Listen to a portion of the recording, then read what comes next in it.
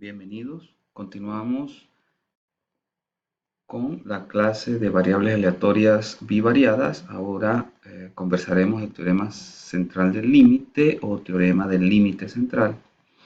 Se tienen un número n de variables aleatorias, las cuales pueden estar distribuidas de cualquier manera. No hay ninguna restricción acerca de eso. La única restricción es que todas pertenezcan a la misma distribución.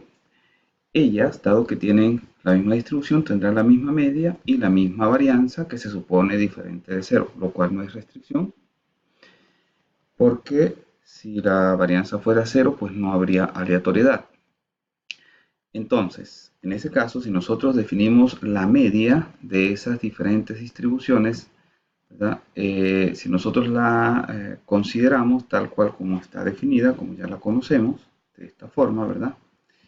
Entonces, el teorema del límite central nos dice que esa media va a tener distribución normal. Y aparte de eso nos dice que la media es la misma media de cada una de las variables aleatorias que estamos utilizando, es decir, de las originales. Y la varianza será la varianza de esas que teníamos originalmente dividida entre n. Es decir, que a medida que crece n, la variabilidad va a ser menor, pero la media es siempre la misma. Esto es lo que permite generalizar muchos estudios en la estadística, dado que acá podríamos tener una distribución de cualquier tipo, es decir, una normal, una exponencial, etcétera, pero si todas pertenecen a la misma, siempre la media se va a distribuir como una normal. Esto permite entonces hacer estudios de la media y hacer estimaciones de la media, cualquiera sea la variable aleatoria original. Veamos entonces una aplicación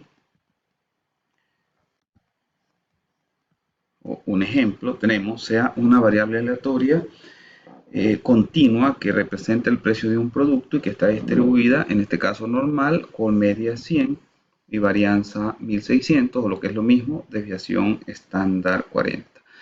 Nos piden calcular la probabilidad de que el precio sea mayor a $120. En este caso, calcular esa probabilidad se hace utilizando las mismas operaciones que hicimos previamente, porque estamos hablando de la variable aleatoria directamente, es decir, utilizando la estandarización.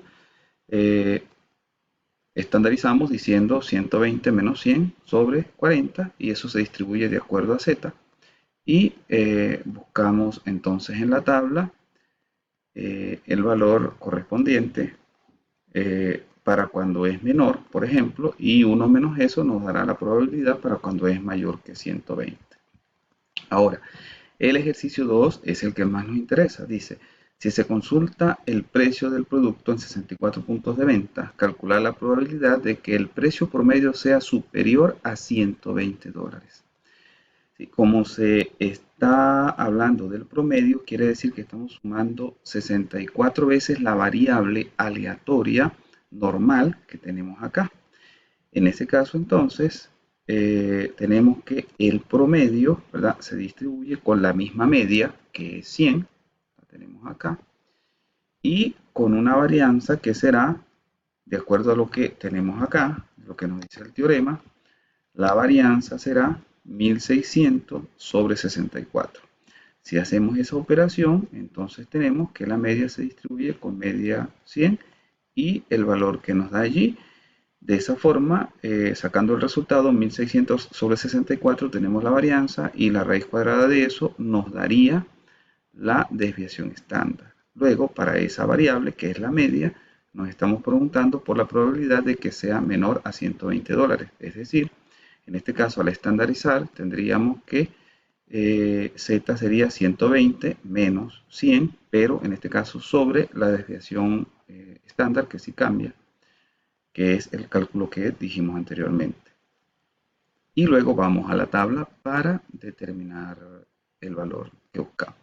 Después nos dice, si se analizan 64 puntos de venta, en este caso entonces fíjense que estamos analizando 64 puntos de venta, pero la pregunta es diferente. Nos dicen, ¿cuánto es o cuál es la probabilidad de que en al menos uno de esos locales el precio sea superior a $120. Acá vemos que lo que tenemos es un experimento Bernoulli para cada uno de los sitios de venta.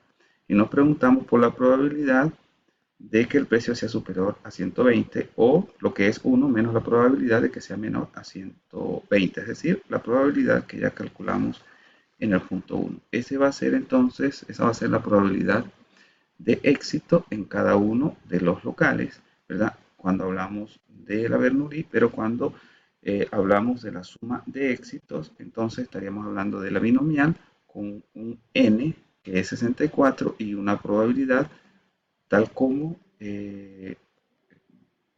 digamos, el resultado que obtuvimos en el ejercicio 1. Y ahora nos preguntan por la probabilidad de que en al menos uno de los locales el precio sea superior a eso, o sea, que haya al menos un éxito. O lo que es lo mismo, la probabilidad de uno menos que haya cero éxito. Entonces, con esta explicación, por favor, ustedes van a terminar el ejercicio y en grupos me van a enviar las preguntas por las dudas que tengan. Con esto entonces terminamos eh, la sección de bivariadas o el tema. Eh, en la próxima semana, la siguiente semana, yo les doy el resultado de este ejercicio, pero quiero que ustedes hagan los cálculos por su cuenta para que de esa manera pues se ejerciten. Eso es una evaluación entonces formativa. Muchas gracias.